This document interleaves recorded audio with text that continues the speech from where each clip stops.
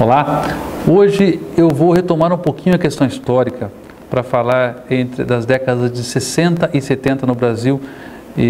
Por quê? Porque é esse período que vai determinar como é a nossa Constituição enquanto terceiro setor.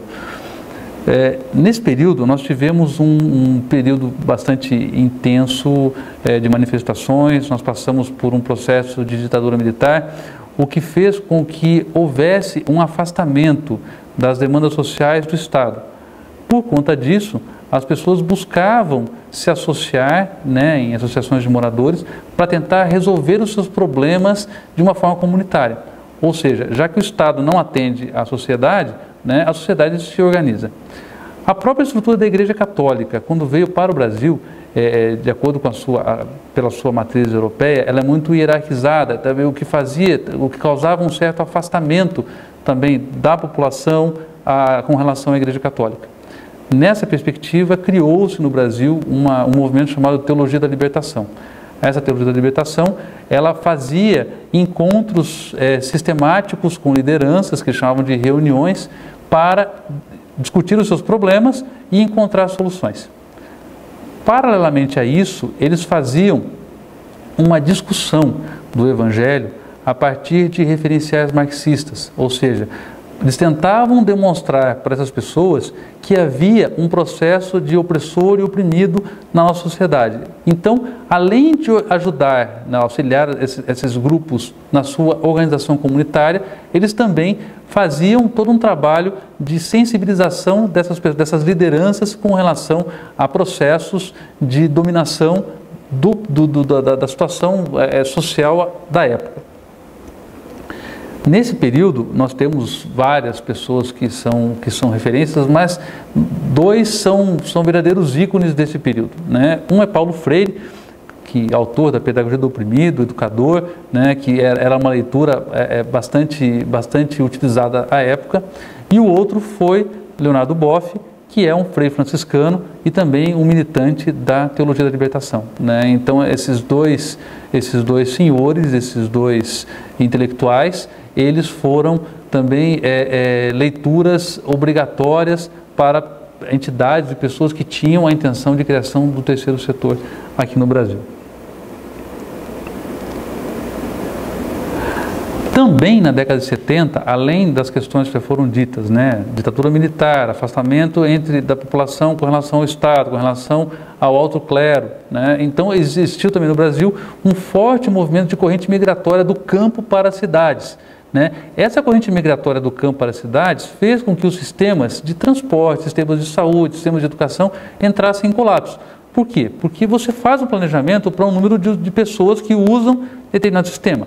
Quando nós temos uma corrente migratória que faz com que a população aumente, nós não temos um número suficiente de leitos, de médicos, de professores, de salas de aula, então isso faz com que os sistemas passem a não atender de forma adequada a população. Então isso fez também com que as pessoas se mobilizassem para poder resolver esses problemas. Além disso, também houve uma busca da organização social com vistas a reivindicar os direitos e manifestar as suas necessidades. Então, a população passou a dizer aquilo que lhes faltava. Passou a manifestar a sua insatisfação com relação a determinados serviços. Isso fez com que os grupos se organizassem tentando atender a essas demandas também.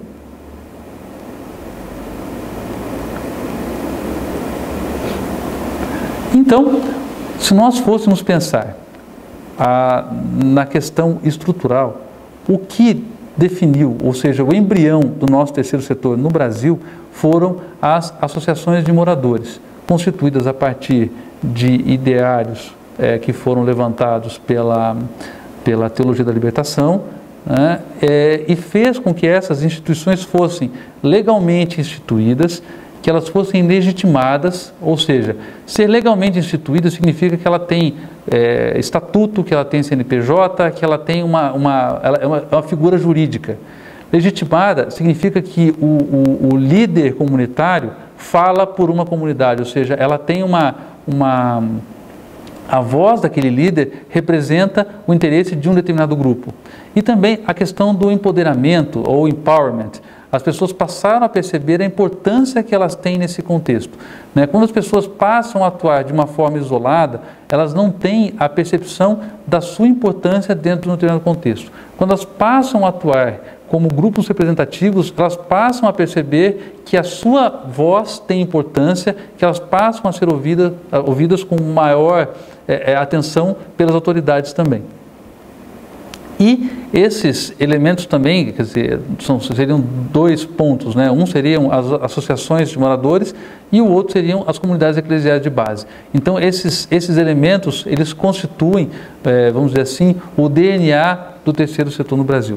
Essas leituras, essas discussões, esses encaminhamentos que foram dados à época, fizeram com que uma carga ideológica muito forte fosse trazida para o terceiro setor, o que em alguns casos, veja bem, em alguns casos, leva a uma certa dificuldade dos gestores a entender a gestão da sua ONG ou o encaminhamento dos seus projetos de uma forma que valorize a racionalidade técnica, ou seja, que valorize elementos e valorize questões da administração que permitam com que a gestão da ONG seja efetiva, seja eficaz, seja eficiente, que consiga fazer com que ela trabalhe com indicadores, que ela trabalhe com metas, que trabalhe com resultados. Então, o que nós estamos buscando nesse curso é fazer com que essa perspectiva ideológica ela se mantenha, porque é isso que faz com que as pessoas tenham a sua motivação para continuar com a causa, que é essa ideologia que faz com que elas consigam motivar outras pessoas para serem voluntários, ela continue, mas que também, em paralelo, haja uma perspectiva da racionalidade técnica na questão da gestão da ONG. Ok? Nos vemos no nosso próximo encontro. Um abraço.